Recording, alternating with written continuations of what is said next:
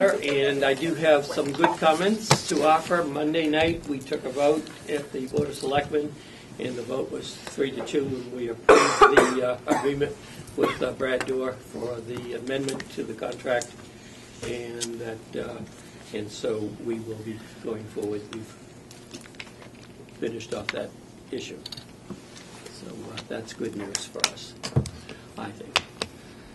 Okay. We thank you, Jordan Whittier. And at Pine Grove School. So, moving on, we'll go to review and approve the minutes. The minutes are from March 29th.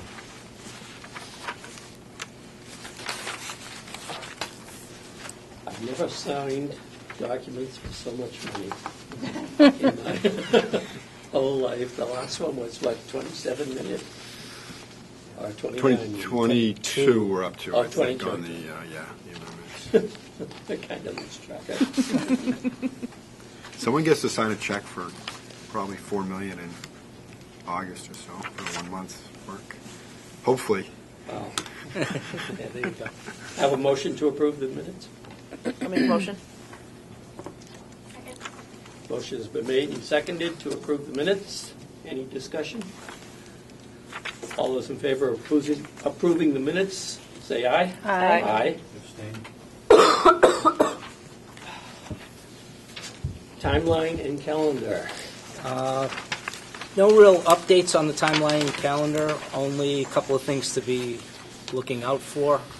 Construction is still tracking for a 4/16 start, and kitchen equipment that is going to be needed in the gymnasium to serve the cold meal program.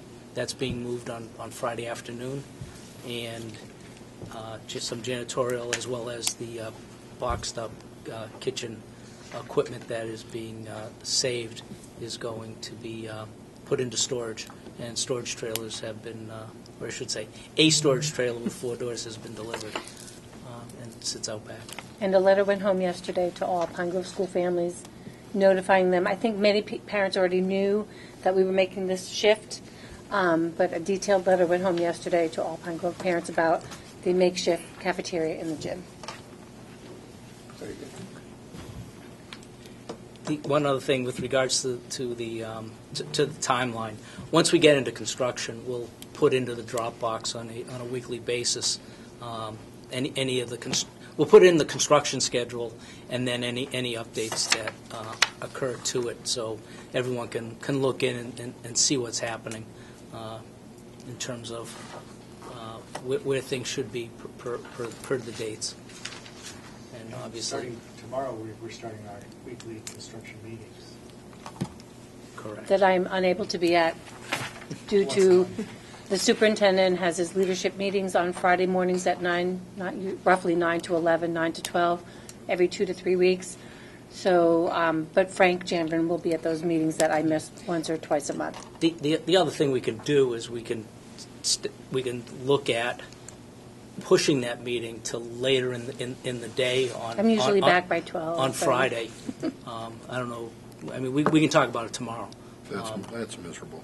Friday after Barbie has to go to Foxborough after that. Yeah, No, I think it's. I'd rather move it to a different day and I to think you accommodate probably that. should move it. If you're going to be missing it, and I know Chris can cover most of them, but that means also Brian wouldn't be able to be there. I wouldn't be able to be there because all 3 of us are in that meeting every The leadership meeting, but are you required to be at the construction meetings as I'm well? not required. I mean, but I've you're talked to supposed Brian to that I be. might.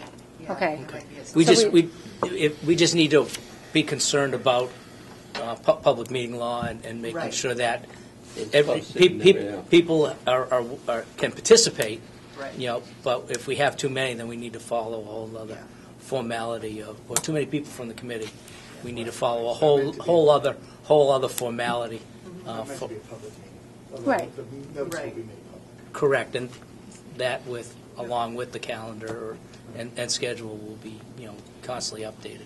and But from put what in I the understood, Dropbox. I'm expected to be there, Yeah. along with my head It custodian. is beneficial, very Yes. beneficial. The owner, Yeah. especially the school principal, the designee is there, because the primary function is to coordinate between the construction team, the design team, and the office.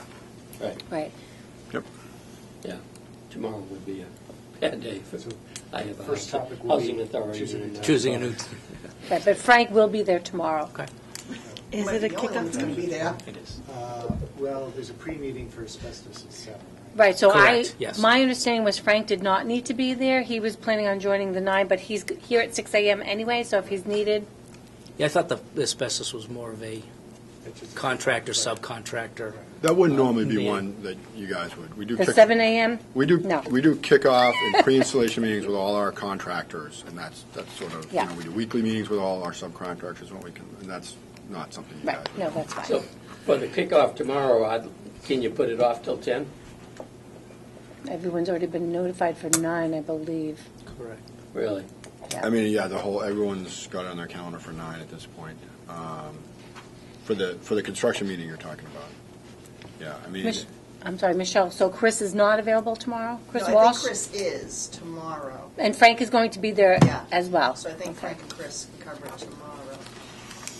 Yeah, because it's you and I and Chris that are Chris Walsh? Yeah. Yeah. supposed to be there. I have housing authority tomorrow at 9 o'clock. so in general, if they bring up the topic of going for a different day, for you guys that are supposed to be at that, I don't know if you know Brian's schedule, but is there a day that doesn't work that we should stay away from, or a day you like better? You know what, I really would like to involve Brian in that discussion, only because with the impending budget and everything coming up the next several weeks, I can't predict I have no idea what his schedule is like. So you guys, you have the leadership tomorrow, so next Friday you'll be, I'm available next Friday. so that Yes, if Brian I'm can come, available you can next maybe Friday. discuss it when everyone's there, what the options are. Yeah, Friday, Yeah. except for tomorrow. Originally, I thought the first meeting was going to be next Friday, and then I learned it was yesterday, because I am available next Friday morning. That's the 13th, yes. And when I was asking if it was kickoff meeting, I didn't mean like you and your subcontractors. I meant like the team meeting where you kind of did. review all of the parameters of. We did that last Yes. Friday. We Isn't did that what we did a last little bit of Friday? that last Friday, but okay. we'll revisit and obviously deal with the issue of Meeting time. meeting time. Okay.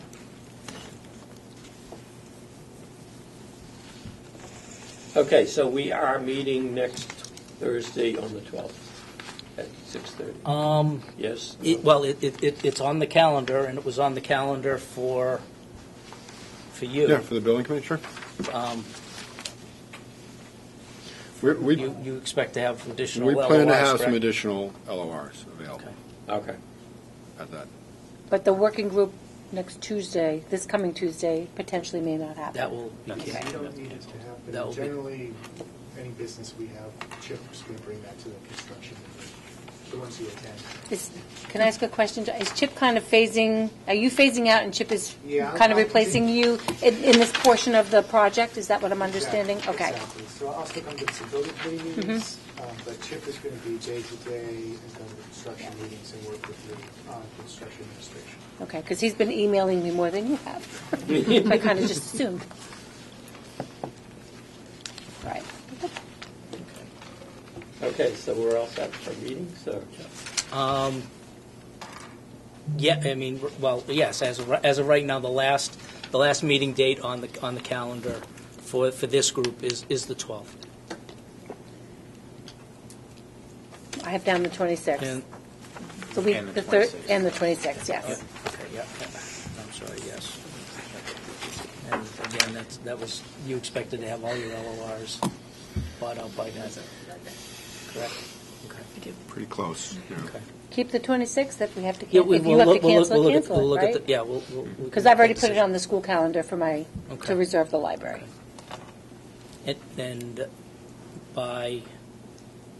in 2 weeks, we'll know about the last day of school? Yeah. In terms of We're calendars? hoping to know In terms of calendars? Tomorrow. Narissa, is it, or Michelle tomorrow? It's supposed to be tomorrow. You were sworn in at 11 o'clock this morning, so. This morning was it, Come huh? on. No, this morning at Oh, the okay. 25 years of educational leadership Got it. meeting. Okay. We're fingers crossed we'll for the all- 22nd. we'll anxiously await that word. The next item I have on the agenda is to approve a material testing lab. You have a spreadsheet showing a whole bunch of numbers. One of the elements of construction is independent testing by the owner of materials and installations to ensure quality control. And these are inspections that are over and above what the architect will do, or even the construction manager managing through his subcontractors. And there are things such as testing the strength of the concrete that is used and the compaction of soils before trenches are totally closed up or pavement goes down. They'll also inspect reinforcing wire that goes into footings or structural steel that is bolted or welded together to make sure that it's been properly installed. And this third-party independent lab of agents is something that the owner purchases independent of the contractor and the GMP. The work is priced on either a day rate or an hourly rate, because it's very hard to quantify, because you never know exactly how much is going to get done to see if he'll work a full day or if he'll work a half day, and he is brought in and out as conditions are completed that need the inspection before they're then covered up. So what you have is a matrix of all the pricing that was received. 3 companies, we put out an RFP. 3 companies responded. Company was UTS, Briggs Engineering, and Intertech PSI. And based on the numbers, we feel that the company that should be awarded the work is UTS. I think they are the most cost-effective, not necessarily in all line items, but for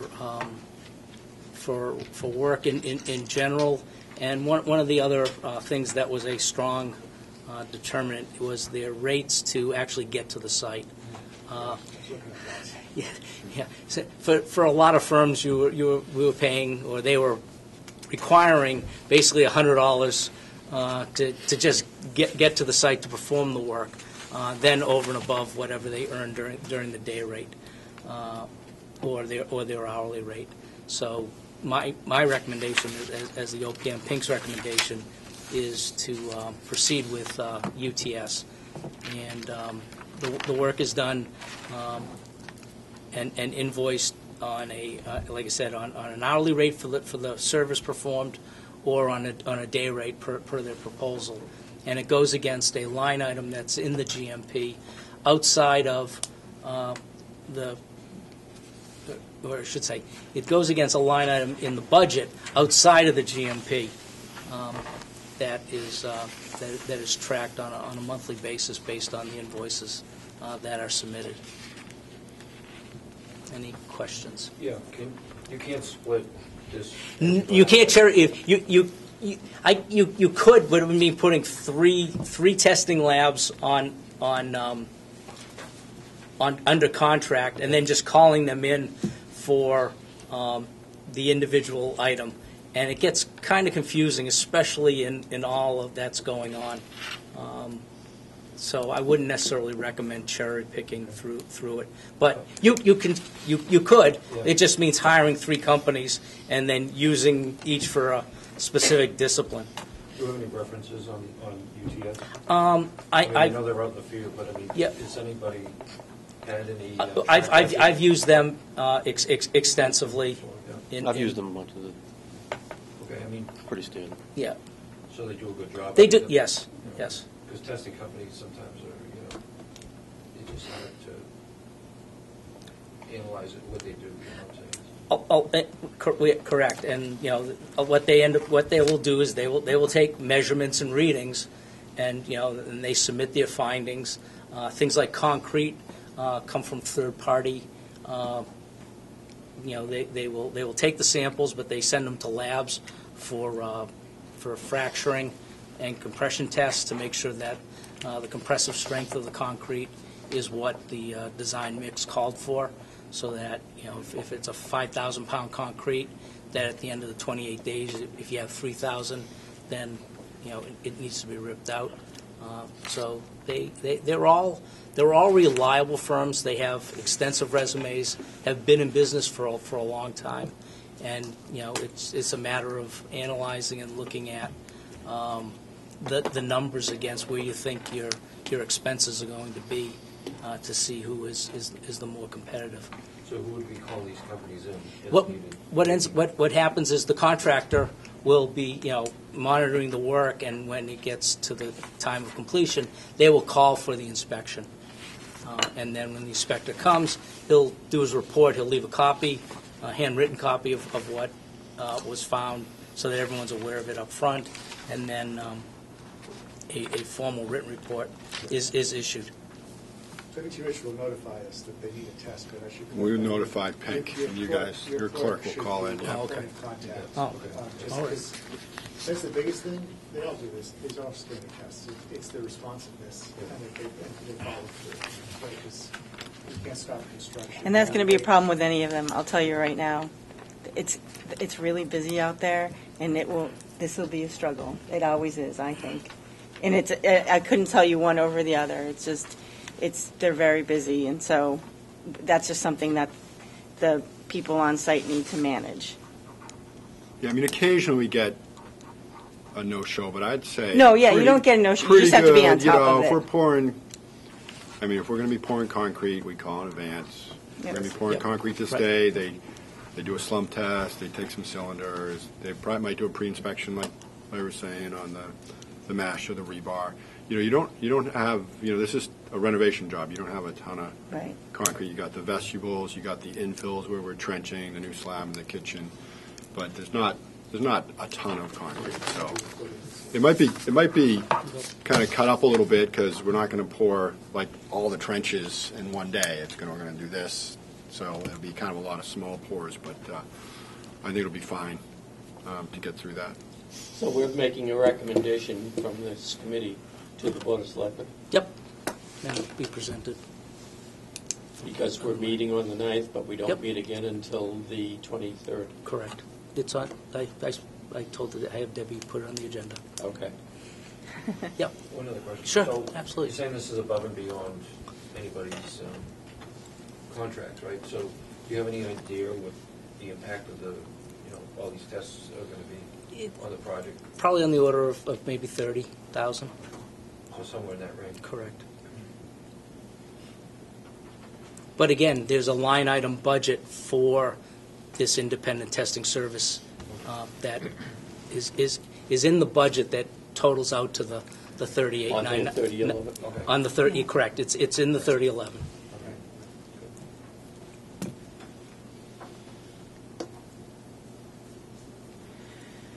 So I need Do a they have motion. to vote on a not-to-exceed number, or do they just have to vote on the who?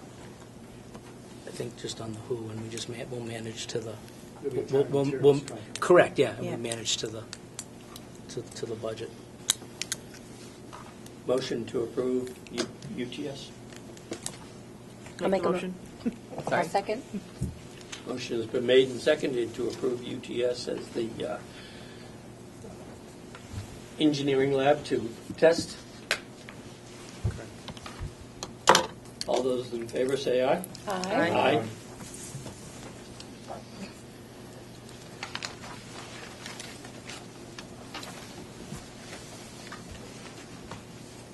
Number 7, I don't think we have any. We do not have any letter of recommendations for you this week. Whoa. Okay. So we can move right to number 8, the GMP. Before we get into it, does anybody have any questions? We were able to distribute that earlier in the week, and I know it's a lot of pages, so I'm hoping you're going to go through it because a lot of it was Greek. Only Gotta be honest. 44 pages.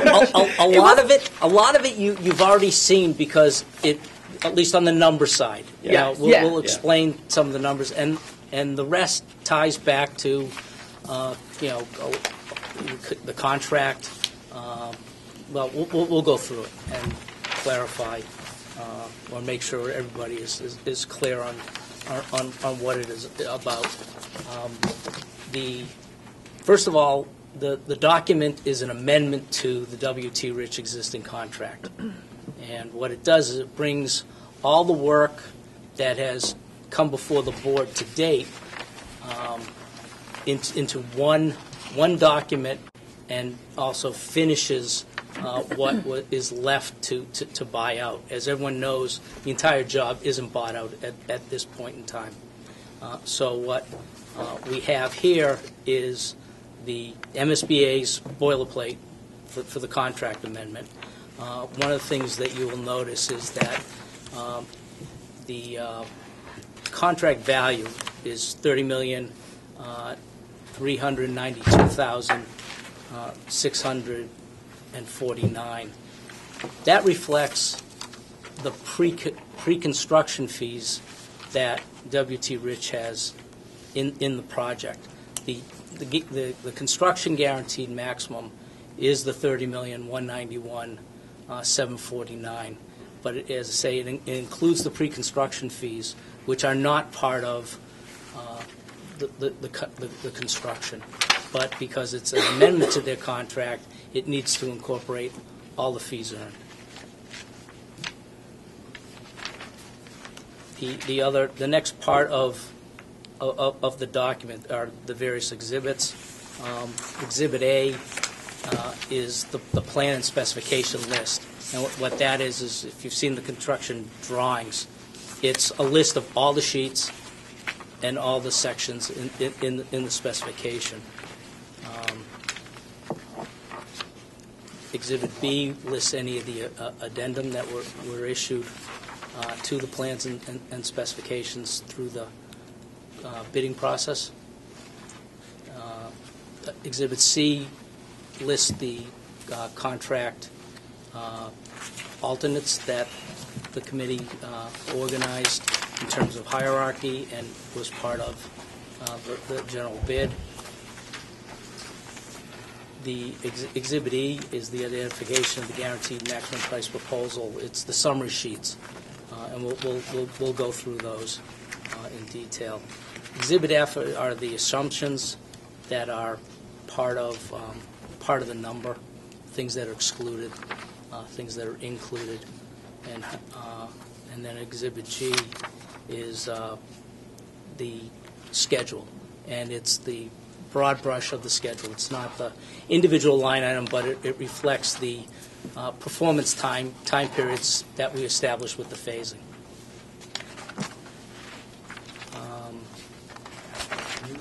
Any question? Yeah. Back to Exhibit C.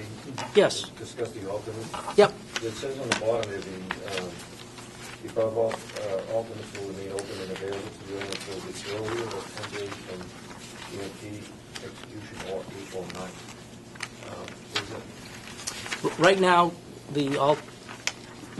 right now with the project at its maximum, there are no room for the alternates. Within this document, there are some allowances. If you wanted, you could change some of the values of the allowances, although I'm not advocating that, to make room for an alternate and pick it up. But right now, where this budget is at, it's at the estimated construction costs. So there's really no room for the alternates. But we haven't closed the door at this time.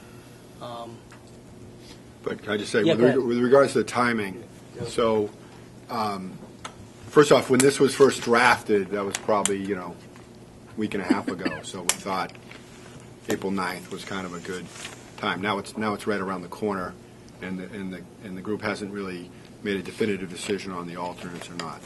I agree with Larry. The way we have the GMP, we're right at the budget amount, but there's not a lot of time for decision making on these alternates, and particularly I would say the theater package because there's lead times for that equipment.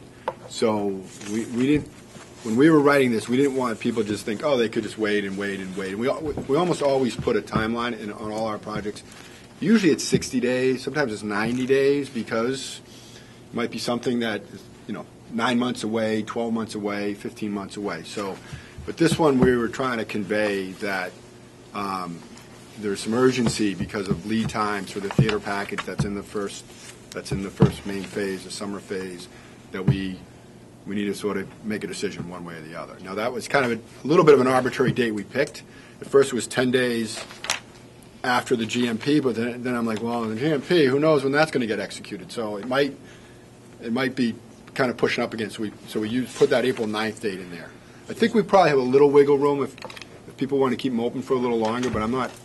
That's something else we should talk about. Is when is this committee going to decide on the alternates, and can that be done tonight, or is that something that we have to decide on on the 12th or whatever? When you say the project's maxed out, does that mean you're still holding the contingency number? I mean, would that allow us to add something in there if we didn't need the contingency as much? Number one, and number two, the Board of Selectmen voted, I guess, during Whittier, that issue there, and there's 113 left over at the end of the project or something. Is that one of these? If There's that was actually 3 contingencies. We're going to have to come back to this again because we'll talk about it. But there's a contingency within the GMP that the contractor controls, that we supervise. There's an owner's construction contingency. It's outside of their contract, outside of the GMP, but it's in the project budget. And then there's a soft costs owner contingency, which is like $700,000. And that's where our services, additional furniture will come to you for equipment right now, because equipment's going to have to draw on that. So soft costs is the third one, which is the smallest. So there's 3 contingencies. And there's some wiggle room back to this issue of the alternates, but not that much. Basically, WTH and the subcontractors especially, because the alternates effectively filed sub-bids, they need a determination of what's in and what's out of their contract. So we need ultimately to formally accept or reject the alternates. It's bid alternates under construction law. So I just add in there, and we can go through this, but the budget's very healthy. We have a lot of contingencies and allowance and some design holds for some anticipated items and things like that. And when we were coming in on the budget, there's a reason our GMP is coming in exactly on budget to the dollar, and that's because we have some discretion over these allowance items, how much to carry them. So there's no sense leaving money on the table with the MSBA. You might as well come right up to the amount that got approved. And we have some allowances in there. So I'd say it's pretty healthy with these allowances.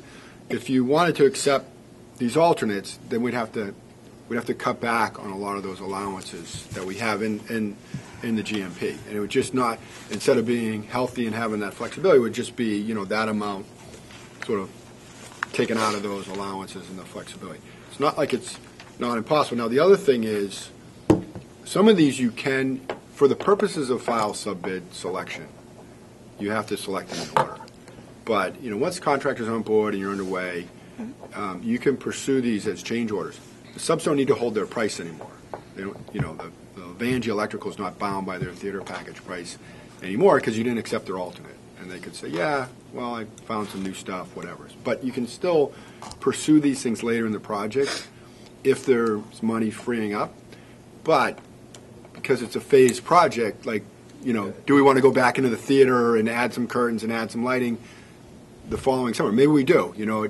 These things are going to play out. And these are all decisions about, what to leave in the budget, in the GMP now for allowances and contingencies, to have some flexibility to deal with, unforeseen conditions, issues with, harder conditions and challenges of some unpredictable items. That's what the allowances are for. But there's a timing involved with this too, because you can't wait till the end and For go back. for the alternates, there's definitely timing of there's two timings. One is if we're going to do them and we're going to either accept or reject the alternates, we need to do that pretty soon. Like it says April 9th there. I mean, I'm the one who picked that date. If we need it to be April 16th, we could probably make it April 16th, right? that decision needs to be made pretty quickly, especially with regards to the theater package, okay? Because that has lead time, and if we're going to ask that sub to do it in the summer, they need to know sooner rather than later. Although, to get to the theater package. You'd have to go through. We have to go through. You have to go through the soffit. The soffit. So, one of the things I caution where we're not into anything yet. I don't want to have everybody think that we're not going to run into something, so that some of the these allowances are going to be. I shouldn't say some. All the allowances are important. Some are going to be more critical than others, and I think one of the things we need to do is really start to get into the building to know if we have or are going to have some issues. I would rather look at it further downstream than at the get-go, and then have some shortfalls. Mid-project, and we're all looking around going, "What happened?" Right. Right. That makes Right. sense.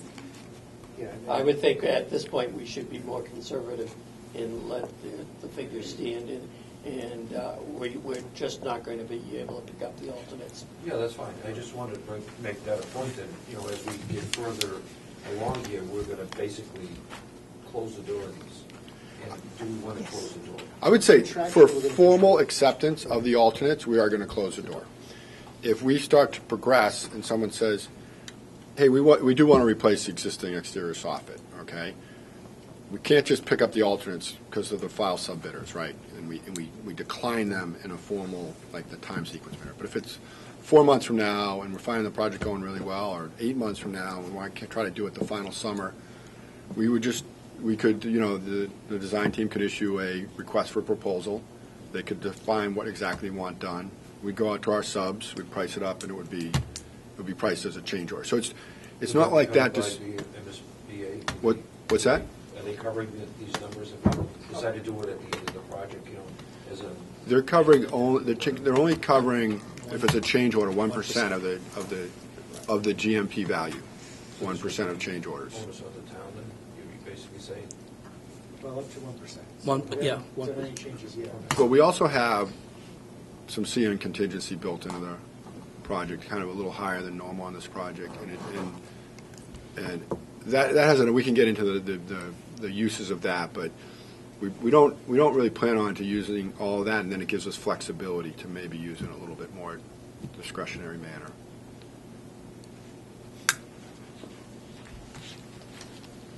So do we want to vote now on whether to exclude the alternates? It would be my recommendation that we. They want the data package, now's the time probably to keep that. But I know what you're saying, you have to do the soffit first, which is 110, Right. that's a big number. We want just the 7, which I think we could probably do. We're forced to. Well, this we'll is. go Do 180. you remember we spent a lot of time saying We it's did. very important With the that order of point was these, well made. and you've got to list them in the order that you want them. Right. And And it's that's not what- unusual for this to happen. It's like, why do we list this one ahead of this one? Because we really would like that. I tried to Theater. Go another week or so, I don't think it's critical at this point. You wanna wait until the 12th? It has to be part of your MSBA Well, budget. Right, but one of the things we're hoping to solidify as we get into the numbers tonight, the budget of the GMP, because that's going to the selectmen on Monday for approval. So yeah, so if we were gonna accept some of these, right, then you'd have two options. One is there are adds to our current GMP value, which is now over budget from the MSBA, right? So the over budget money, you don't get anything Right. from the MSBA, right? Or the other alternative would be to reduce some of the contingencies, some of the allowances we have within the GMP currently to make room for these alternates without going over the budget. So we'd have to take exactly this much out of some of the contingencies and allowances we have in place. Did you say that might be That's dangerous. dangerous at this point? Well, you'd have to do both. I think we all understand there's a desire to do the theater package, but if the way it's structured right now, at this moment, you have to take the soffits. with Right. it. So it's all, and the fourth alternate is $0. So it's basically accept all the alternates, or don't accept any, which is a big chunk to swallow. And I think what John is trying to say is, we could probably get most of that theater stuff as a change order. It won't be the best pricing, but it's Better than nothing. better than nothing. We'll be able to do that as a change order later in the project, just focused in on what you actually want. Once you've gone through the risky part of the project, Right. you Right. know that you don't need. That's the important part, yes. I feel safer if we vote on that. I mean, this is a renovation, this isn't new construction. Correct. Where you have less challenges. You have more unknowns. Yes. We don't have cellophane Good walls. point. We have, we have, We have big we have, walls we have, here, we yes. have everything that's enclosed. Right. You have a motion? I'll make a motion. To it. Do the wording. A motion to Decline. formally Decline, decline. yes. Formally the decline the alternates, alternates. would be the motion. That's what your Yes, motion is in there. and Emma seconded it. Any discussion? Motion to decline has been made and seconded. All those in favor say aye. Aye. Opposed? Thank you. Just in terms of turning the page, Exhibit A, which is, So just, there's going to be maybe some updates for this GMP coming out of the comments. We're still waiting. I'm not sure the timing of what it's going to be, but instead of pending, I would change these for the version that I would present to the selectmen. I would put decline instead of pending. Right? I just want you guys to understand that things like that we make a definitive decision, I'll capture them and they'll get updated in the next version. Good.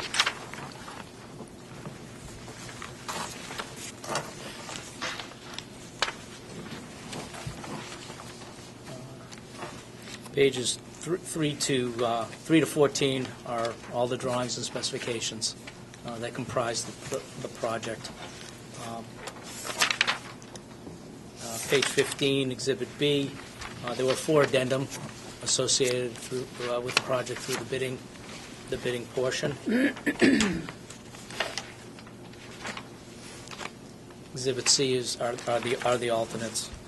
Page 16. Exhibit D on page 18. This lists pricing proposal requests through the bidding process, through RFIs, and some things that were seen in the drawings. A proposal was issued to the impacted subcontractors for pricing, and so we've allocated some dollars. And there's an allowance, which is noted here as $20,000. Shows further in the document to cover those increased costs. And just to add to that, so these were issued because they specifically relate to demolition and windows, which were early awards, right? So when, during Whittier in the process of finishing up the documents, getting everything to 100%, and between other bidders' questions, certain things came up that they wanted to address. And for one of them, we actually did get, it's PR001, we did get it, the demolition scope from that proposal request into the demolition number that we submitted on for approval. Everything else, we're holding this allowance. We just set aside some money. We don't have pricing yet from subs. Sometimes if we have the pricing, we can go ahead and get it in at a fixed cost, but now we're just kind of allocated some money to it. Exhibit E is the summary of the GMP. And it lists the previous awards that have been made, and then has a series of line items that reflect information in some of the other attachments that we will be getting to.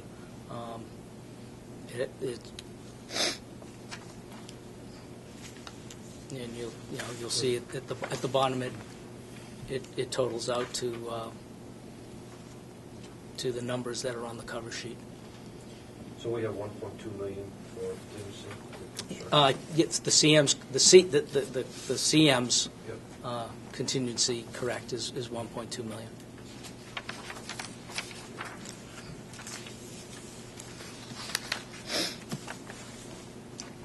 That belongs to you guys. I don't know why they call it the CM contingency. It means, It's the first thing you get to draw against. Yes, yes. it's in your contract. Yes, it's in the GMP. Yeah. But the town votes on how that's drawn out, right? It's going to be drawn, if I understand correctly, what you guys authorized for Yeah, we clarity for the approved Monday delegated night. authority applies to change orders and to contingency spending and allowance spending. So Correct. the delegated authority that Pink has for up to 25. 25 to 100, Joe has, is for spending against that. So yeah, the town has the ultimate control of that, either directly through Joe or through delegated authority, and then if it goes over that, it would be to the committee. And on a monthly basis, when we have our requisition, this committee will meet to review the requisition. All the charges against that will be reviewed and brought forward so that everybody knows what is happening and where we stand with with that budget. Yeah, we have the authority to keep things moving, but it ultimately comes back to a monthly meeting with this committee.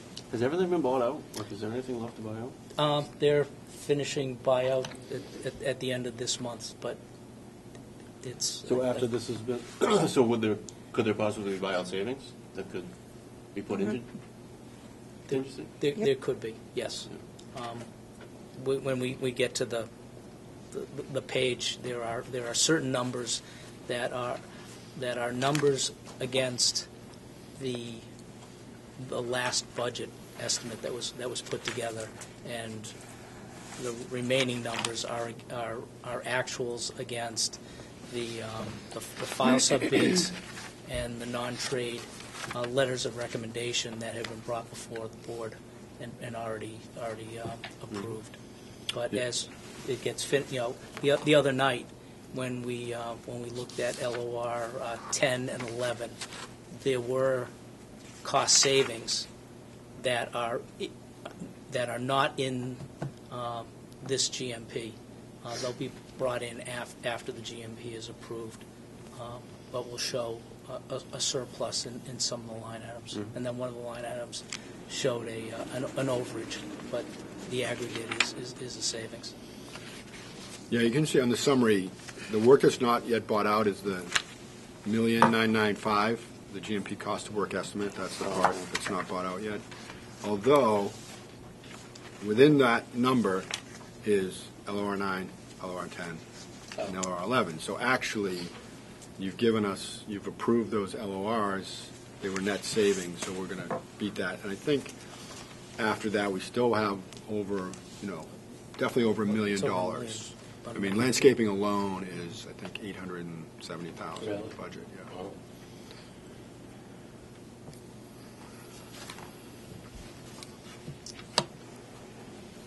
You have an allowance for overtime and phasing contingency.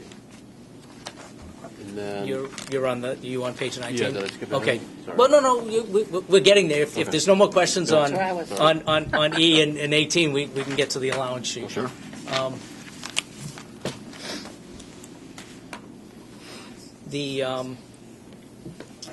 The first three allowances are allowances that are part of the general conditions to the project. Snow removal, police details, and project identification sign. And those are actually where the amounts were defined by the owner at the RFP stage. You guys told us in our price proposal what to carry for those, just for those first three. The remaining, or I should say the middle, 7101 to 7116, are allowances that W.T. Rich has proposed be incorporated into the GMP to deal with work that is either hard to define to get a fixed price bid on, or they know that they're going to have some expenditure, but are not sure exactly how much that it will be drawn against, but they feel that the number that they're proposing is a comfortable number to carry through on the project. and I mean, and we can go through them. Fire details, any time, they're doing any kind of torching or burning within the building, they're going to need, a fire detail. Temporary shoring will deal with any of the openings that get cut into the building, roof, walls, ceilings, because they have that beam that needs to get put in the basement. Cutting and patching, that is a comprehensive series of work throughout the building. When somebody needs a hole here or a portion of an existing wall that isn't called to be removed, but they need to get in to do work. So that work will be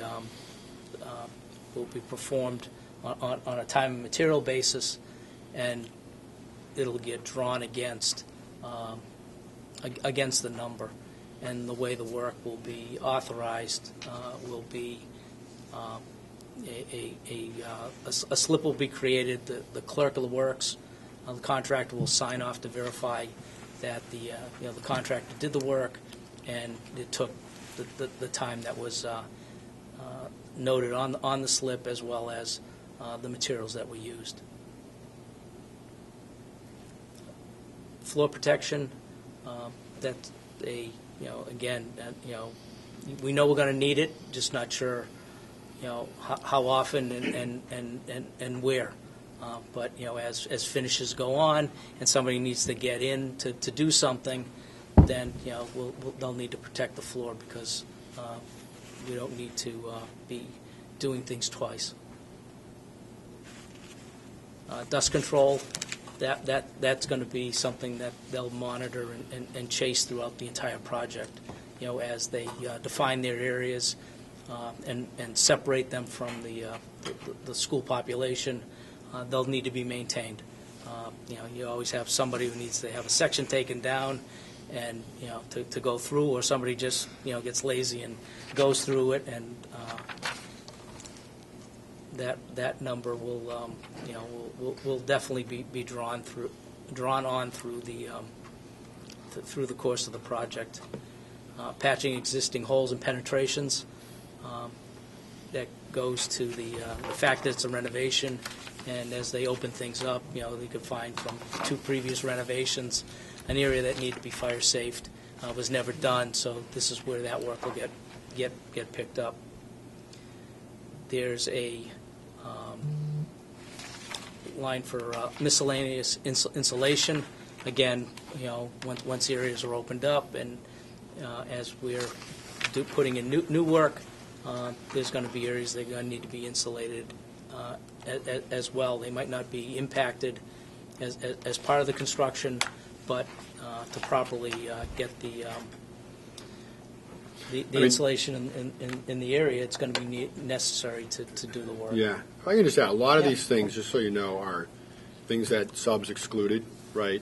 And if you look at like the insulation spec, the way it's written, there's a comment that says, provide insulation in all miscellaneous voids throughout, so, like, well, how do we, can you show us where those miscellaneous voids are? Can you show us how many there are? You can't. So we actually asked Thorn Whitty to remove that language from the spec, and they said, no, we want to leave it in there, which is fine, right? But then, so now because it's in the drawings and we're not excluding it, right, we're saying, okay, there may be some voids. There may be very few of these voids. We don't know, right? But when we need to do that, whether it's spray foam insulation or some other type of insulation, then we'll say, oh, we have this allowance. We set it up because we knew it. A lot of these things are like that. Like a lot of the subs, they'll exclude like floor protection. They'll exclude certain types of cutting and patching. They'll exclude fire details. So we know it's required. They're like, well, I don't, it's hard for me to know. Oh, do I need a uniform detail, or can I use my own fire? So there's all those types of things, right? A lot of them will include their own fire watch by their own workforce, but not a uniformed fire watch, because it's vague about how much they need, how much they're going to cost. Like that. So these, in general, I don't mean to interrupt, but it's just in general, so you know, most of these things are things that are in the documents that we're required by the documents to provide, unless we exclude them. But we know they're needed, so we don't want to exclude them. but we want to set aside some money. Like, the next one's really interesting, the installation, restoration of salvaged items. So there's specific things that says, salvage this piece or whatever. And our millwork, I was like, I don't know what that's going to be to restore it, right? Some of the artwork. The idea of restoring it, is that a $2,000 restoration or a $10,000? Because it's very subjective when you start talking about restoring certain types of millwork. So they exclude it. We put a little money there. When it comes up, we're like, yep, we knew that was coming. And instead of saying, oh, we excluded, we didn't get it, we know these things are coming, but they're not easy to quantify at this stage. So I'll let Larry continue walking through. That's fine. No, that's fine. Temporary heat and winter conditions, we're carrying some money to deal with. I won't say the inevitable, but the always challenging winters.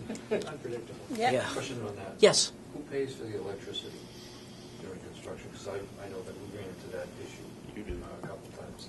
Because That's our electricity and the building is partially under construction. So is there a separate meter that monitors? That's a really good question. So the intent would be for us to pay for the electricity consumption that we're responsible for. We don't always we can separately meter it. Sometimes we say, do you want to look at your bills for the last year or two? That's what we did. We pay the incremental. Decipher, basically what we thought was construction related. So that's a good question. We need to figure that out. We actually own, if you get into the nitty-gritty of the details, we actually own electrical consumption in our general conditions as a lump sum. Usually it's an allowance, but in the RFP, it asks to provide us the price as lump sum, so we make our best guess at it. And if we go over, that's on us, and if we go under, we get to make a little money for once. But no, so. Yeah. Yeah. It was freezing today, just so you know. So the temp heat system was actually in the general conditions, but then it was one of those C8, which was taken out at the end. And a lot of times we assign this to the HVAC contractor. We felt he would over-carry the money for this.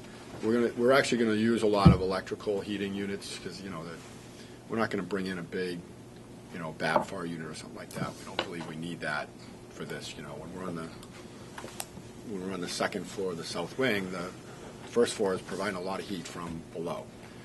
No? I'm sorry. We need a few more units. Okay, that's good to know. That's good to know. And one of the goals with all these allowances was to take the unknown away from the contractors so that you didn't get overpriced for the unknown and have the CM control how the money is spent and the work is performed. Yeah, I mean, all these are pay as you go. Mm-hmm. Hey, we're going to rent some electrical heating units, right? Oh, how many are you going to rent? Okay, this we're going to rent. Boom, boom. We give the slips. We show the backup. We bill against it. Who approves those? Well, again, that would be within the 25,000 under pink would be the intent. Can these be interchanged to, say you run over one and under another? Oh yeah, always. I shouldn't say always, but Pretty much. There is flexibility, So if we're it's all your money, right? So if we're under 20 grand on one and we're over 20 grand on the other, a lot of times it becomes a little important to have a good tracking mechanism because everything's being backed up with invoices and all that, and say, okay, if this one we actually build some temp heat system against the street sweeping one. Like we have a spreadsheet and we track all that. Right? Yep. Will this committee be able to see that tracking as it goes along? Sure. Yeah. Oh, all the We'll kind of see. all the financials the committee will have opportunity to review. We'll have a good allowance tracking log, and you'll be able to see that. And oftentimes we attach it to the monthly requisition, so you can see it. Just piggybacking on Dennis's original question about electricity, is the same true for water?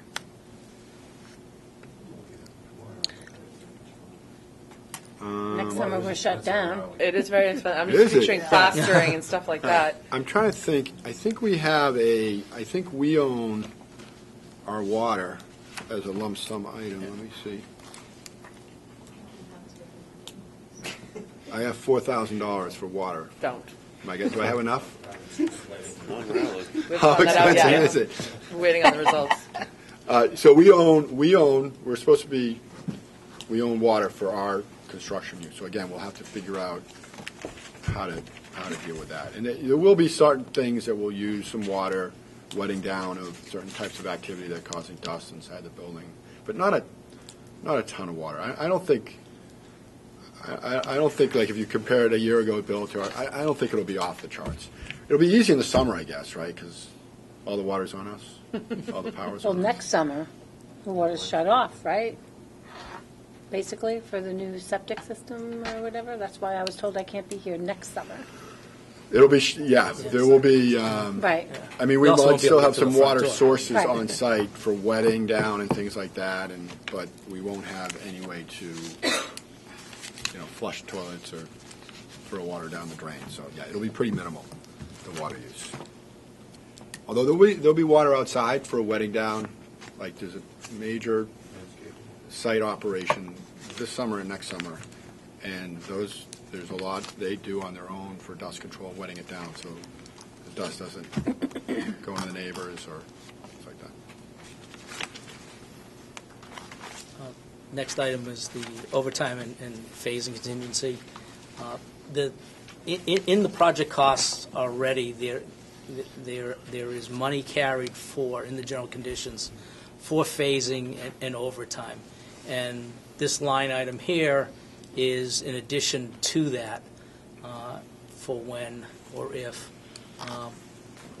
we get behind through whatever reason to facilitate the added manpower that will be necessary to get through a particular phase. Yeah, I they've think already scheduled second shift. Well, that's part of that. second shifts are Plan. part of the work already. So is that for trades, or is that just for WT Rich employees? It's a little bit of both. So how is that defined, though? Like, it seems a little bit ambiguous. Because then you qualify it as CM supervision. Where does it say that? But beyond Saturdays, beyond third shift work. What line item? You're looking at number 3 in the Exhibit F, right? Yeah. So there's actually a very detailed set of requirements for contractors in the spec section called 011013 CM project schedule. And it defines by trade what their requirements are by each of the phases. So some of the trades are required mandatory double shifts. Early on, when it's phase 1A, it says second shift only, when we're not going to be working on first shift. There's some that's called extended work hours, which is 10-hour days. There's some, the demo abatement contractor is mandatory triple shifts. Okay? So, and then once you get into the phase out of the summer, which is the most intensive, it's a little less on the mandatory double shifts. It's a lot more extended work hours. And then there's ACD, at contractor's discretion. Means we're not going to mandate, but you got to do whatever you got to do to get to meet the schedule, right?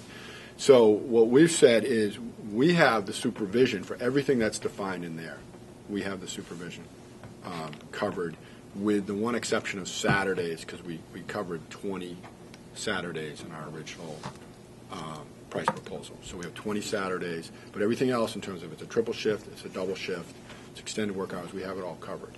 So it's pretty well covered, phasing-wise. But there's a couple things that can happen. There can be something that happens where the contractor could legitimately say, I was delayed, and I certainly would not have to work double shifts if this event had to happen, and now I have to work double shifts. And maybe it was a sub that we did not have specified as double shifts, right? So now we're going to tell the sub, you have to catch up or whatever happened, you have to work double shifts. And they're going to say, well, I need some foreman time for that second shift. My second shift is seven hours for 8 hours pay. There's a cost to them, right? And then if we didn't have it already covered, which we might have, because it was over in the overall structure, but if we had to work where we wouldn't otherwise have to do it, then we'd say, well, we have to cover it too. For your employees. For CM supervision, right? But are they salary, though, are they? It depends on who they're talking about, but we basically pay most of our supervision are entitled to overtime. For What salary, like Yeah. the super is entitled? Yeah, supers, not PMs, and we try to get flexible for you. Sometimes we have PMs cover it. It's kind of a weird world. PM covers, he doesn't get paid any extra, superintendent Yeah. covers it, he gets paid for it. And then the other thing that's on there is the possibility of, like, if we ever had to work on a Sunday to catch up, or because of some kind of special requirement during the school year or something needed to be done, finished over the course of a weekend during the school year. So Sundays aren't covered. So it's for those types of things. It's not. I don't expect there to be a ton of usage of this, but it's there. There can be things that you need this to. Hey, we need a little money to recover the schedule here, and it really isn't owned by the contract. But I think kind of the message I want to make sure you guys hear is you own a lot under the contract now, the way it's defined. And if you look through that section, you'll say, well, geez, W.T. Rich seems to have this covered phasing-wise and shift-wise, every which way, which we believe we do. It's also not just overtime, it's overtime and phasing, which is a little more broad, but a lot of times when you're phasing, there can be some sort of out-of-sequence work that wasn't anticipated, and no one owns that work. And so, well, this is due to the fact that there's phasing, and we didn't realize that we were going to have to come back here 3 times to do this, and the sub is complaining about whatever. So, our job on behalf of you guys is to enforce the contract documents, right? And if they own it on their contract documents, we're going to make sure they own it. But by some chance, if they have a valid point, they don't own something, we need to ask them to do something beyond their contract. We have some of these, like this one in particular, that we might use. So it could be contractor, although a lot of the contractors already own a lot of shifts, and it could be CM supervision, but it's kind of very rare instances where we don't own a double shift on this. So. And it's better to have it as an allowance, because if you end up using CM contingency even, or change order, it will be reviewed. And I don't think the MSBA will reimburse for like expedited schedules sort of things. I think that's one of the things they do not. So it's better to have some in here that, just in case it comes up.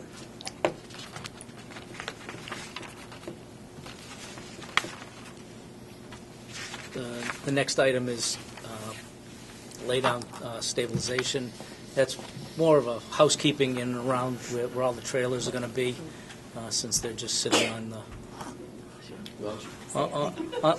on the dirt. By the way, the trailers are here. Yes, they are. They all arrived this week.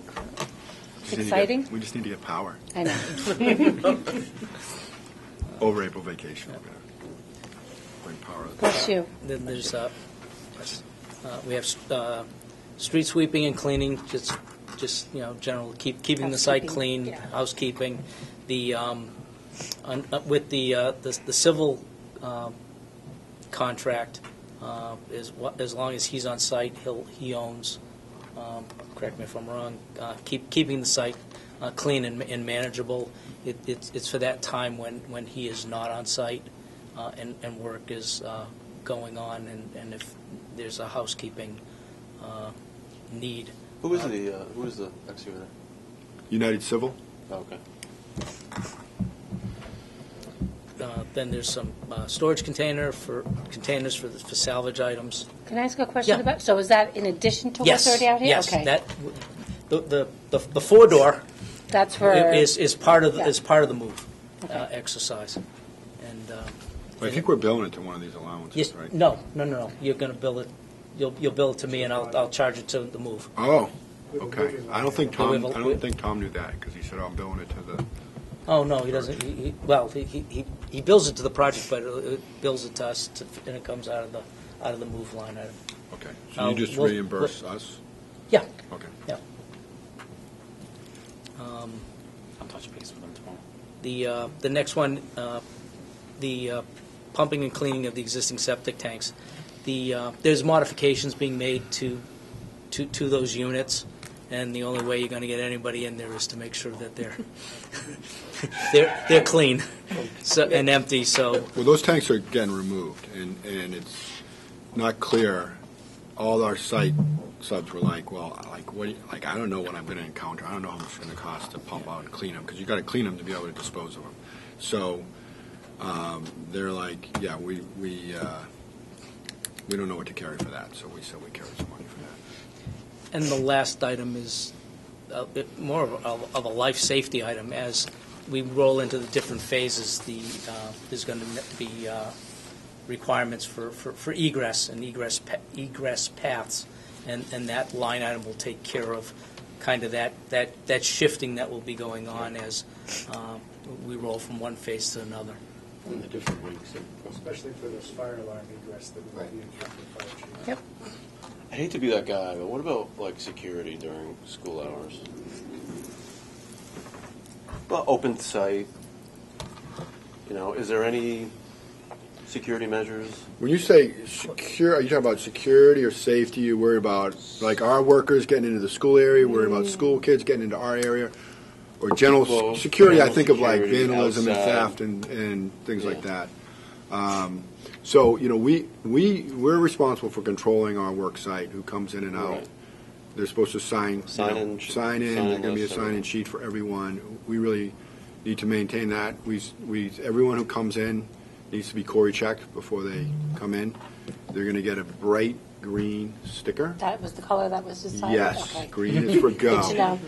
If they don't Because have Walter green, and I had been no talking go. about that. So they're going to have a bright green sticker that goes on their hard hat that's numbered, right? And then we'll have a log of who has what numbers. And then, so everyone who comes in has been Cory checked. You know, there's part of it is policy and understanding, like, for the workers, you know, there is no, you know, venturing into the school occupied area without be signing in the explicit front door. sort of conversations and permissions with, you know, the school, with Christine, like, hey, we need to get into this. Almost always, if we're doing that, it's going to be on second shift, right? And then we're not going to be, you know, so worried about coming in and getting permission. We're just like, we'll probably have a little more open. But when school is in session, there's going to be no, you know, unauthorized access from any workers into the school area. And then we also create, sorry, just one thing, we also, you know, pretty much inside the building, we're going to have hard partitions between our work area and the occupied school area. If there's probably create a couple of controlled doors through those partitions that'll be locked, and that'll prevent, you know, we don't want any students, staff, or anyone inadvertently walking into our construction area. So they'll be locked in that direction, and we'll make sure we'll maintain control in that way. So my question is, during a second shift, school's not in session, your workers are out doing their shifts, how do we know that all workers have left the premises? It sounds like a silly question, but it's really not. Like, I'm just putting that Yeah, out I mean, there. we're basically, you know, our guys will do the final walkthrough of the whole site. We don't actually have people sign out, and we haven't done that. I mean, I've never really had a problem with that. People don't No, I want- know, I'm you just- know, they're not really looking to, they're not homeless and like, hey, great, I can have a place to sleep. Plus, my evening custodians will be doing their security Yeah, checks as yeah. well. But we will walk the site, make sure we know where people, we generally know where people are. You know, we're not going to leave if there's anyone's vehicle still in Yeah. the work area. I mean, we're gonna make sure the site is secure, ready for school the next day. Can I ask a question off of your partition? So when we come back from April vacation, the cafeteria is blocked off.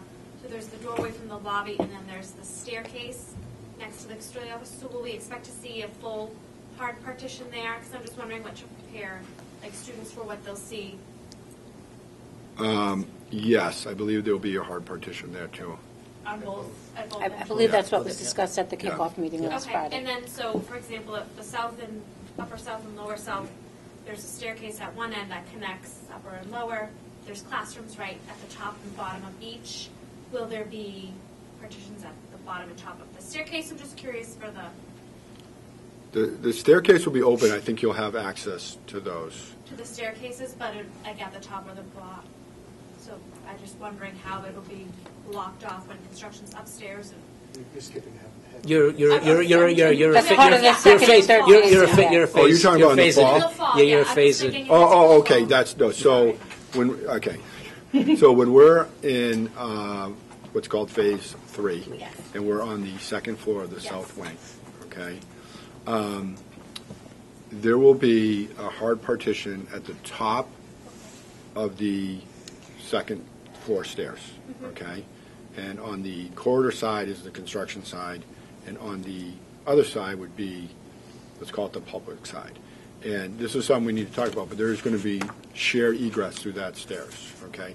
Our workers need a way to get up and down, and they would go through that, and likewise for, your students. Your students should, and the staff should never have to come up the stairs, but if they did, they run into a, we'll have signage and say, second floor closed or whatever. Okay. We could look at putting something maybe midway down so they don't even go up the stairs, but I don't know if we. Because I'm just thinking, because in my perspective, my current classroom is at the top of that staircase where they'll be, and I know when we're coming back in the fall, there will be classrooms right at the bottom of the staircase, and I know the door abuts right to the bottom of the stairs. So I was just curious what kind of limits would be put for the students.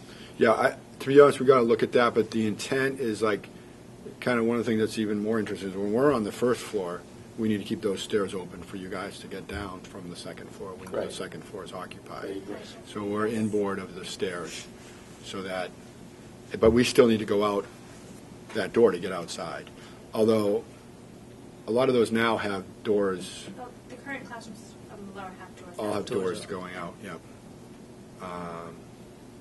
Yeah, we getting rid of those doors though. Do you remember? We are, right. So at some point they won't be able to get out that way. That's a complicated story. That's why we have. I live there, so I was just trying to That's think why we about have it. construction meetings. I mean, about things in advance. It's not impossible to do an outside scaffolded staircase for our guys, but it's not great. And we got to cut some kind of opening through the wall. And at some point we got to close it up, and it's not great for bringing up all materials. It's still like a scaff. So, and the whole phase is only, they're both like 12 weeks, right? The upper floor and the lower floor, 12, 14 weeks, I think. So, I think we definitely want to get a little more detail to do that, but we're always very sensitive to, okay, how are you guys getting out, and how are our workers getting into their work area, out of their work area, those types of things. And those partitions will include like the dust control and everything. Yep. Correct. Yeah.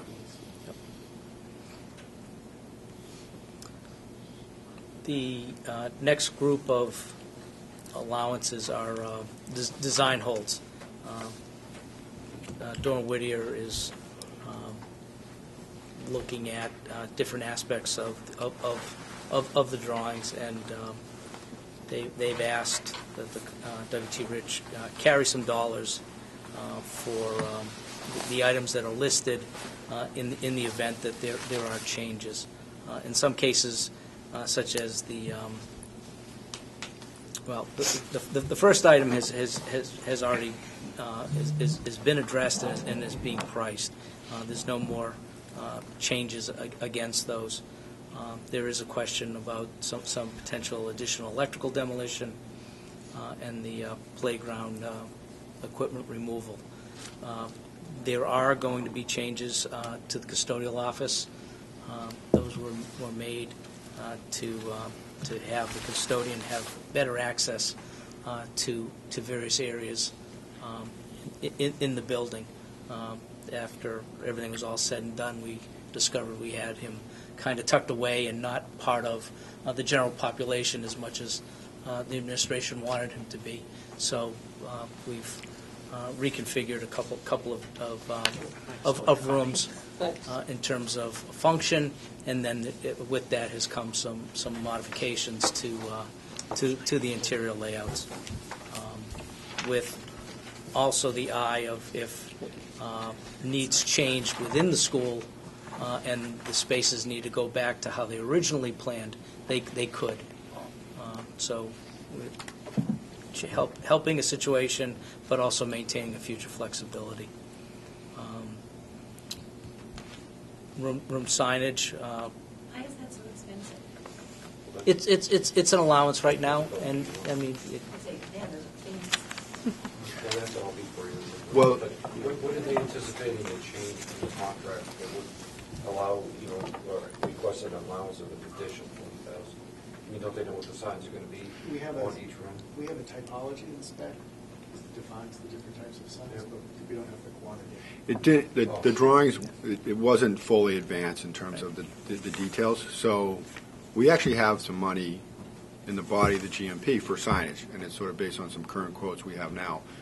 But it was, a lot of them said, we're bidding this based on what we think they want and they need. But they're they all qualified their bid a little bit to say, but it's not, we need a little bit more information on the quantification. I mean, a lot of these people do this work all the time with signs, so they probably have a good educated guess, but they're still not quite quantified the way it should be. Since then, we've gotten that, and we've actually sent it out to all our signage bidders, and we're hoping to have it finalized for April 12th meeting to have the final numbers. So I forget what we're carrying. We can look when we get there. We're carrying something in the GMP, and then this is above that. It's probably a little conservative, but I always find something. Signage is always something going on that is being changed at the last minute. Like the signage. Similarly, Hardware, exactly. There's always a change. You find that you've limited your ability to move from one space to another, which calls for a hardware change. So there's some. I mean, there's already something with the storefront hardware with some closures. They're saying there's already a little ambiguity in there, but it's again, that's a good one to give ourselves some flexibility in that. We have some additional dollars for tree removal within the site, and then the last item. On the Yep. tree removal, don't you know, basically, I would assume. There are some trees that weren't on the site drawings that have, through subsequent walkthroughs, have been noted, and they might be within the pathway of work, so they'll need to be removed. We just learned of one yesterday. The one that's in memory of a former first grade teacher is going to have to be removed down by the lower south, front of the lower south. It's a small, very, We're going to replace that. Yeah, that, so, all right, that was going to be my question. That's a memorial tree. Yes, it is a Are memorial we going to tree. relocate it? Yes, we don't want it down where it currently is. We want to relocate it, but we can talk about that. I and think we all, if you just look at the site, but it's only trees that we've drawn. So and then it has been priced, so there's an opportunity for a gap on both sides, right? We can draw every tree on the site. Right. We have lost two of our most beautiful trees out on the front landing, one last year and one this past winter, which is unfortunate, but I wasn't sure if they were going to be removed anyway, the ones that are in the picture of Pine Grove School. They're both gone now, due to Mother Nature. And the last item relates to electrical routing within the AP room, and there has been discussion regarding pipe sizes and depth of Actually, chase. This is another one, we're working on this intensively right now. Electrical drawings don't show conduit. Conduit's implied. They show what you have to connect from conduit. So as we've been going through, there are an awful lot of security, fire, door hardware, audiovisual boxes, terminal devices that are in our purpose room. They all have to be connected, and we're just coordinating on that so that it looks like a new space and not like a renovated space. Is that being done as part of what's happening starting in a couple weeks, or is that, in part of that, going to be after the facts, come back and do it? Oh, no, we're coordinating now. Okay. So we can give clear instructions to the electrical contractor. And then the allowance is there because they're going to say, well, we didn't necessarily anticipate doing it that way. Okay. Well, it's going to be mainly for the drywall. The drywall, the They close a lot of we that. cover that up. So it's going to happen in the first phase. Okay. Not in 2 weeks, because we're No. abatement, demolition, structural work. We got a few steps to go, but yeah, that will be probably in June. We'll be doing that. So I just didn't know with all the phasing if, for instance, the fire would, if you can run that now, or if it would literally have to be some additional work after the fact. no, it needs to get done. We'll be It running needs to two get done. systems. The existing fire alarm system remains online, Okay. and the new gets brought not online connected. as as each space turns over. So there's a redundancy in a Basically, every system we're going to have to run in Parallel, whether it's heating or security or fire alarm. Okay. And as a new space, we'll build a new system for whatever trade, and the old space stay in there slowly. By the end, take away all the old. Pages 20 to 28 is part of everybody's bid. We put together a list of items that we collected unit pricing for, and this was to aid in pricing when there was change order work, so that we didn't have to have this protracted negotiation about any particular item. We have a price. It's we've accepted it, and it just gets plugged into to the other pricing that is developed for any particular change order. Page 25 is Exhibit F, are the assumptions and the clarifications to the numbers. And Who drafted these? they're WT yeah, it's and this is and these are currently we Doran Whittier Pink have reviewed it, and it's currently with Town Council completing their review. Just on item 23, just a typo. Parking, district, No. as opposed to county.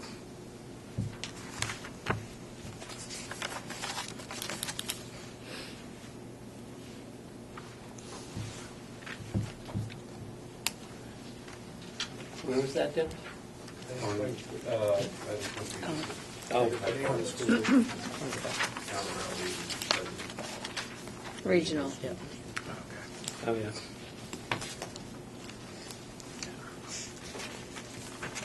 Exhibit G are the phasing dates, and they tie to the schedule that is the last set of pages to the document.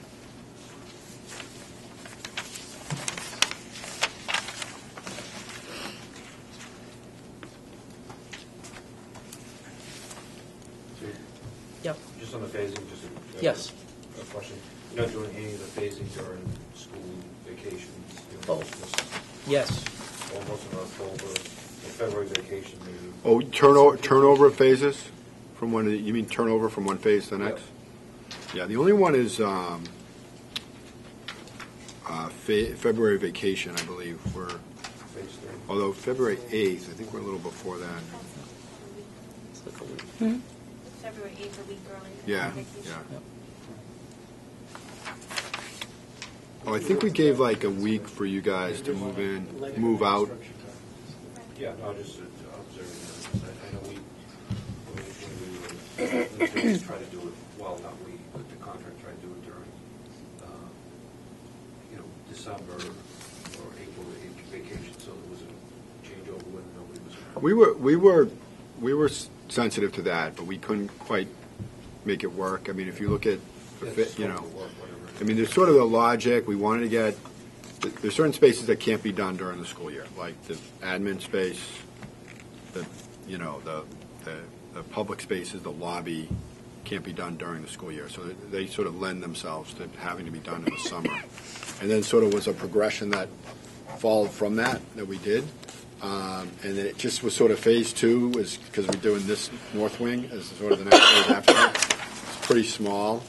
So kind of it's only going till October. We couldn't drag it out till December, do you know what I mean? And then we couldn't get the next one finished by December. We had to go to February. So just So when you go through the phasing, if there's anything that couldn't be completed because of timing or whatever, is there allowance to go back and fix whatever needs to be done?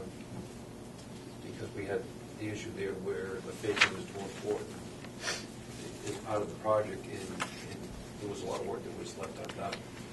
And there was a lump of money that was given to the DPW to go in and fix the doorknobs and things like that. yeah, I mean, it's certainly not our plan to leave a lot of work undone, but if there's something that's Like- pressing, that's, Exactly. there's something that's pressing, and it's like, hey, this material didn't show up, or we had some marker boards that were damaged, and we had to get them replaced, and whatever. So, we're gonna be responsible for them, and we're gonna come back The and. subs will come back and do. Oh, yeah. what they have Yeah, to if it's not very invasive, they just come back on second shift during the school year. If it's, like I said, sometimes it happens, 3 marker boards show up, they're damaged, right? So I'll say, Christine, can you live with the damaged ones until I get the replacement ones? And she'll say, well, that's better than not having it all. And then we'll order them, and when they show up, it might be out of phase now when they show up, and then we'll sneak in there and we'll replace them one night. Sometimes it's more invasive, though, and we might have to say, all right, we need to do this over a weekend, or, It's occupied now. yeah, or we need to do it over a vacation period, stuff like that. So. Will the playground be done before September 30th, 2019, as part of the site work? That is our plan. Okay. It's a pretty aggressive schedule for the Yeah. summer, but we are, that is absolutely our plan. I just obviously need to know ahead of time, because I would need to make alternative plans for recess. Right, right. I know that's over a year out, but I have to be prepared. They might not be able to do the kindergarten. Well, we're not going to be able to do it this year anyway. We already have a plan for that. The next attachment to the document are the numbers, and you'll see that it notes the values of the different amendments and letter of recommendations that this group has approved, and then it has, in addition, the general conditions of the contractor, his fee, his contingency, his general requirements, and then by division, it lists an amount. And in the far right column, you'll see either the word budget, or there will be have the work assigned to a contractor, which reflects an actual bid amount. And the budget items are the future LORs that are going to be issued between now and the end of the month. And as we said before we started the conversation, LORs 9, 10, 11 will reflect some of these numbers. I think 9 is already noted in the document, and Yeah. 10 and 11 will be applied to the appropriate budget number. And then all the budget numbers themselves are based on the 90% estimate.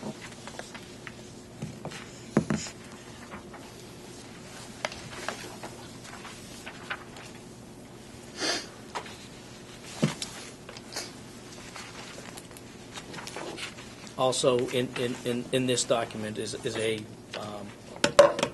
repeat of the allowances.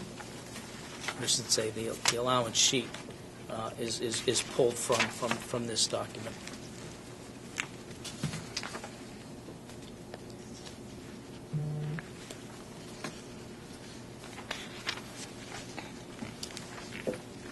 On the last page of the attachment, there's a summary sheet which shows the amendments to date, the work remaining to be awarded, and the value of the allowances and the value of the construction hold numbers.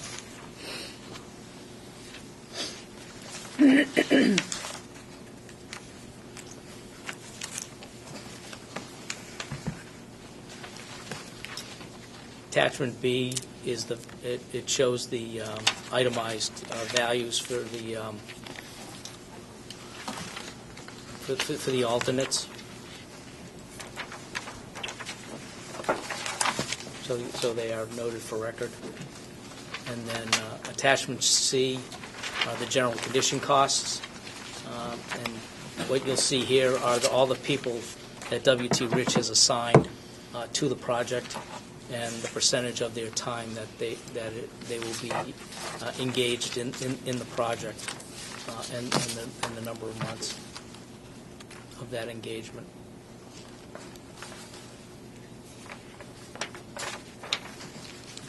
That's C1 to C3.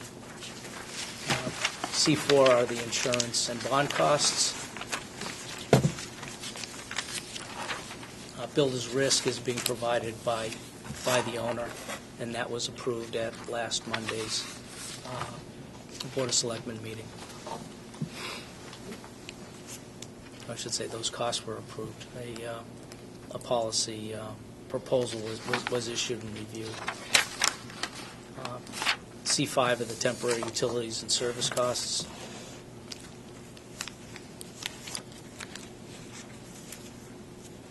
C6 has all the additional general condition numbers, the permits, mobilization,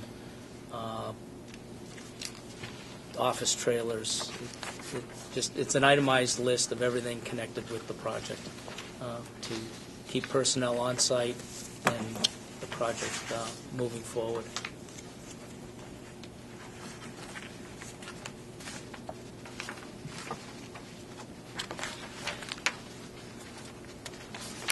Any questions?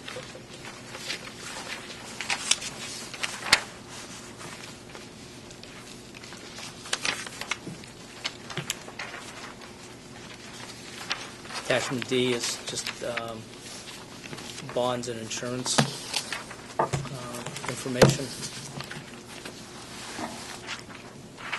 It's also got the building final cleaning Yeah. in there too.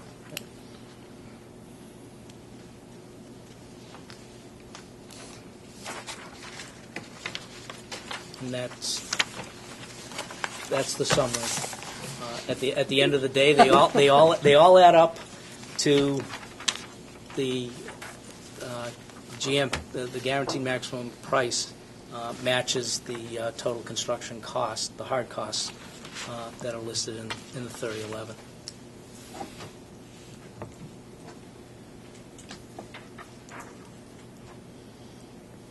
Questions? We wear you down with information. A lot of information, but it's all good. Yep. Anybody have any questions?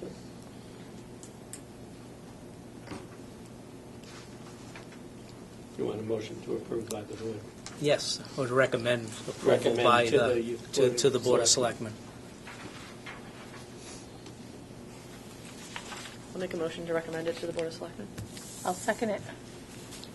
Motion has been made and seconded. Any further discussion?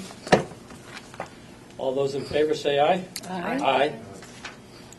Opposed? Thank you. I don't believe we have any paperwork. Nope. Technology. Oh, no, just MSBA. We confirmed, I have you under other, sorry.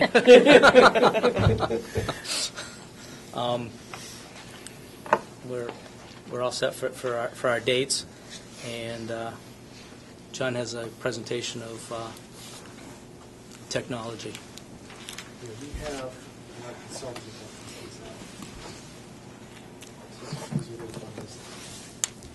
And we have a fully developed budget for technology, which is broken out into colored sections on the first page. The purple was already approved, the wireless network switches. Last week we did a firewall They all the same, right? and a web filter. All of those are with HSI. I've included that just for reference in the backup. This firewall. But you approved that last week. This week, I'd like you to approve the servers and storage from CDWG, as well as the Pro AV proposal for the projectors and collaborative, what we're calling collaborative flat panel displays. In other words, not interactive TVs, just regular TV screens.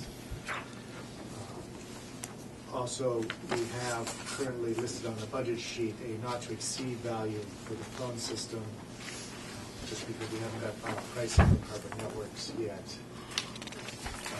All of these are going to come back through to you as invoices, but if we could have authorization for a not-to-exceed value of $12,000 on the phone system, that was just improve that. Matt, Lycos District IT has been reviewing and doing a tremendous amount of work on all of these items, both in terms of the budget and the specifications. We're basically on budget, right? We have a $498,000 budget, and we're basically right at that. Part of the way we achieve that is the district leases all their computers, so we didn't have to buy computers through this, which was beneficial. Also, District IT is going to do the installation of the firewall and servers, as well as the phone system, I believe. So that's saving some installation fees. And the phone system is fairly small at $12,000. Usually it's around $40,000 for a school, and that's because we're using the existing phone system. It needs a little bit of upgrade to the server, and we need some new handsets, but it should be substantially less than the all-new system.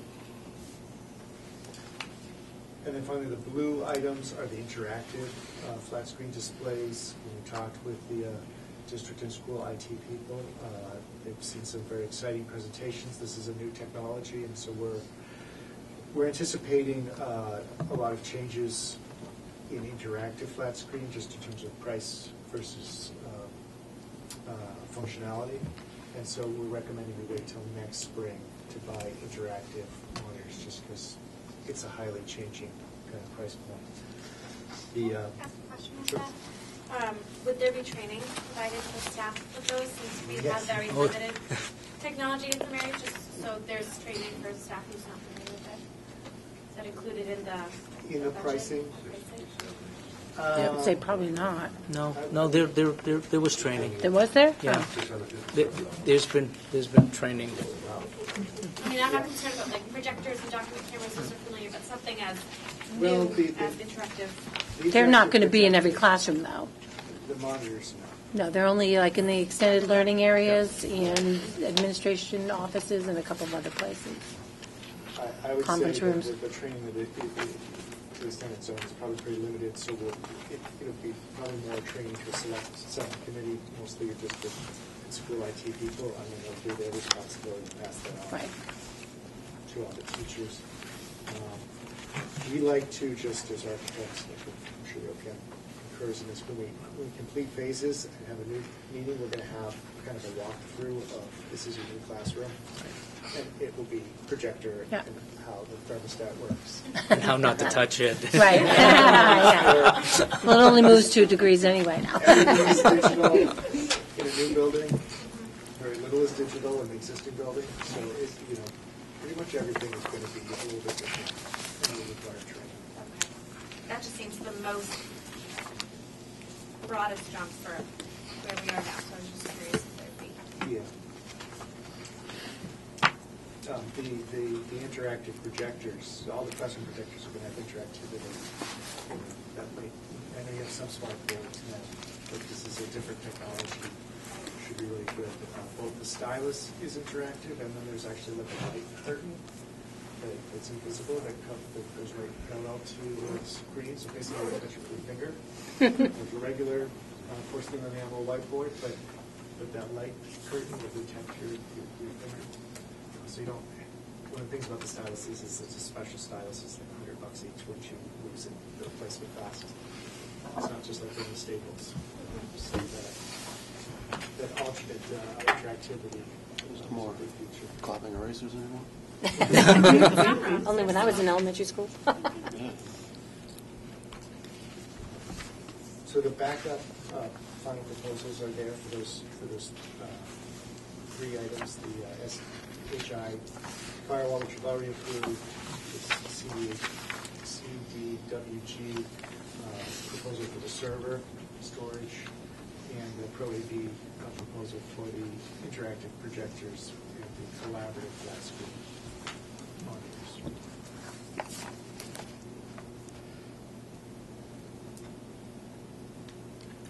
Is there a motion to approve? Yes. Similarly approve those and recommend those to the select. To the selectmen for Monday. Make that motion. I'll second it. It's the items that are highlighted in green. In green. In green. And if we could have a not to exceed on the phone network, backup for that. If we anticipate coming in at or below that, we would certainly come back to you once we finalize that number. It's just, it's been a little difficult to get a number out of. Okay, to recommend those items to the selectmen. All those in favor? Aye. Aye. Opposed? Thank you. In conjunction with this, there are 2 additional service proposals that were approved by the selectmen, but I think, this board should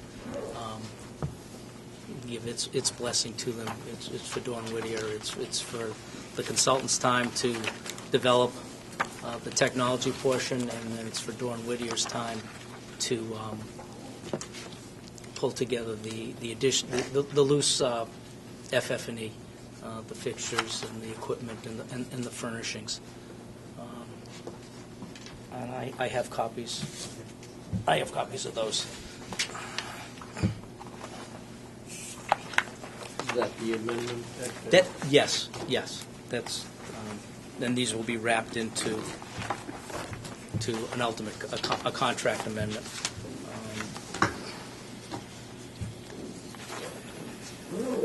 So the one for the technology. That one's a single. That one's a single sheet. Single sheet. That one's a single sheet. 11R is the Yep, and 13 is for the FF&E.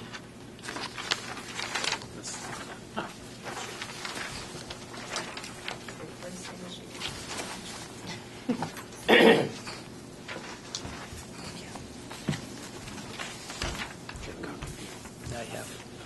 I'm good.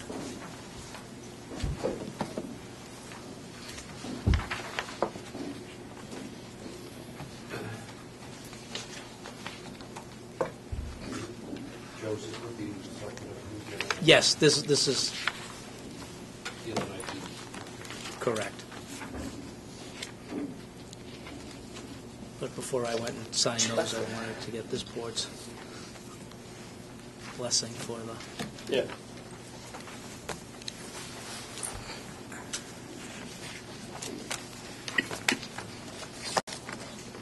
So we have a request for additional service, request number 11, Loose Technology Procurement, and additional service, request number 13, Loose FF&E Procurement. Are we making a motion now? Unless there's any questions.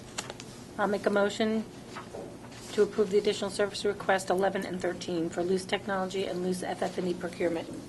Second. Any questions? Discussion? All those in favor say aye. Aye. Thank you. I think that concludes our agenda. Aye. You do? Oh, okay. Housekeeping, very simple items. Yeah. But I think you might want a motion. We have a phase authorization form that we submitted, the change of each phase. We're moving into a new billing period, construction administration. Oh, Right. Yay. So if you could authorize Chairman Perry to sign that on your behalf, we have a phase authorization requesting beginning of the construction administration, basically starting in April. So do we make a motion for this too? I make a motion for Chairman Perry to sign off on the phase authorization. Second. Any questions? All those in favor say aye. Aye. Aye. And then one last one. You're on a roll. We were talking about this at the beginning, the MSBA mandates. Project signs. Project sign. I sent this around, but I haven't seen too many comments. I did hear that maybe we should add the district's logo. So Yes. The Triton. And the Triton blue. Yeah, I'm trying to do this right in blue. But we have Raleigh's seal and the logos necessary. Should be Triton Regional. Regional. Is it regional? Because it was regional, then Christopher Farmer changed it to Triton School District. Is it back to regional? Everything I've seen is regional. Still regional? Okay. I don't know. You know different, Michelle? No, that's Everything I all see, it's All right, always no. TRSD. I just, Yeah, all the documentation we get is. Still Triton Regional. School district. That's what we use. Christopher can't take the regional out of us. That's right. So maybe.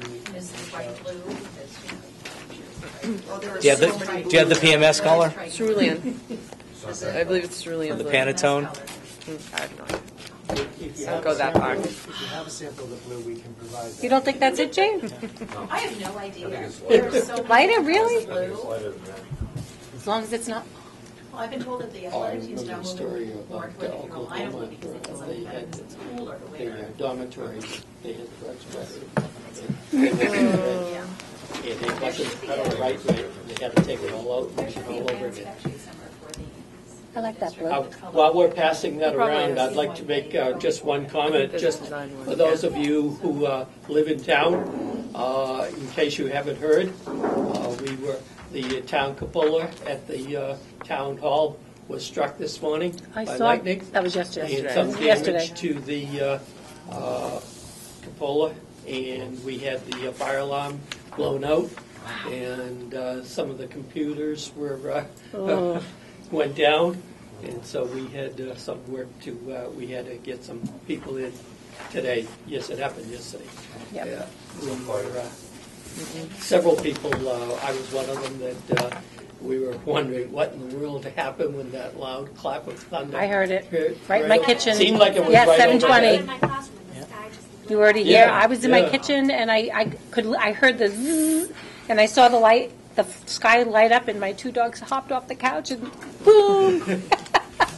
But then I got several calls and came down to town hall to see the construction today.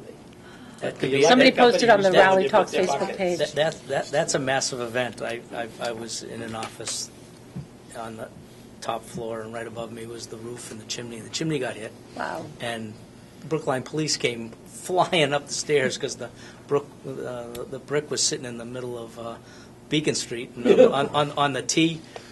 On the T tracks, and we wanted to make sure we were alive if there was anybody up there. Yep. It was just amazing how it was like a stick of dynamite went off.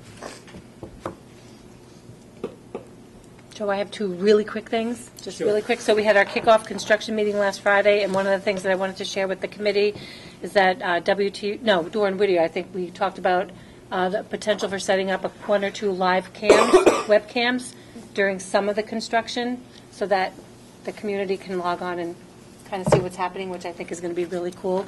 And then Doran Whittier presented last Jordan Whittier volunteered us to set up those webcams. well, I knew you guys were like, we'll do it. As long as we I don't remember Send them the bill, saying, too. yes, we will. Send them the bill. Brad said, yeah, we'll do You can talk something. that's what he said. We'll do something. Wink, wink. Anyway, and then Doran Whittier John and Margaret Daly presented at our faculty meeting this past Monday to kind of go over some of the furniture selections that have been are being procured as in the There's first. two phases of Right. furniture procurement. We went over kind of both phases in broad brushes. Because we're going to procure the first phase for the all-purpose room and the administration wing right away.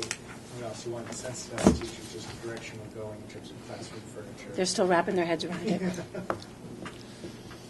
Desks versus tables in the classrooms. We're Processing. the anxiety has come down a little bit. Yes, we're all good. It's good. We're in a good place. Everyone's getting used to it. So it is a change It from is. what they're used to. Yep. But it's about, yes, 21st century education. So that was it for me. Okay, anybody else? Motion? Second. No, give me, I can't make a motion. Dennis made the motion. I'll second. Okay. Motion is made to adjourn. All those in favor say aye. Aye. Aye. Thank you for coming.